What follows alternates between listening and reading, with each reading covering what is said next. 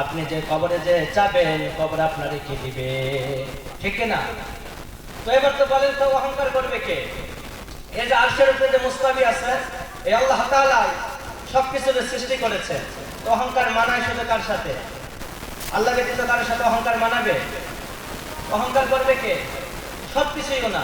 এই জন্য অহংকার শুধু সাজায় আল্লাহর সাথে, আল্লাহ ব্যতীত কারোর সাথে অহংকার সাজায় না। এই জন্য বিশ্বনবী বলেন লা ইয়াদখুলুল জান্নাত ফি কলবিহি মিসকালা যাররাতিন কিবর, যার অন্তরের ভিতর শস্যের দানা পরিমাণ পরিমাণ অহংকার আছে সে জান্নাতে দাখিল হবে না।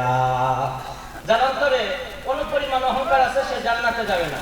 এক সাহাবী বললেন ইয়া রাসূলুল্লাহ, তাহলে অনেকের মন চায় নতুন নতুন পোশাক পরতে, নতুন নতুন জামা পরতে, এটাও কি অহংকার নাকি?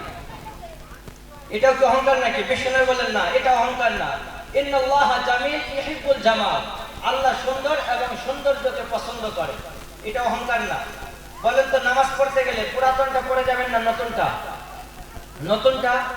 তো সাহাবীদের দেখবেন যে তারা যখন নামাজে যেতেন আলাদা তারা পোশাক রাখতেন, কাপড় রাখতেন, সেটা পরে তারা নামাজ আদায় করতেন। আবার যখন কাজে যেতেন অন্য জামা ইস্তেমাল করতেন, ব্যবহার করতেন।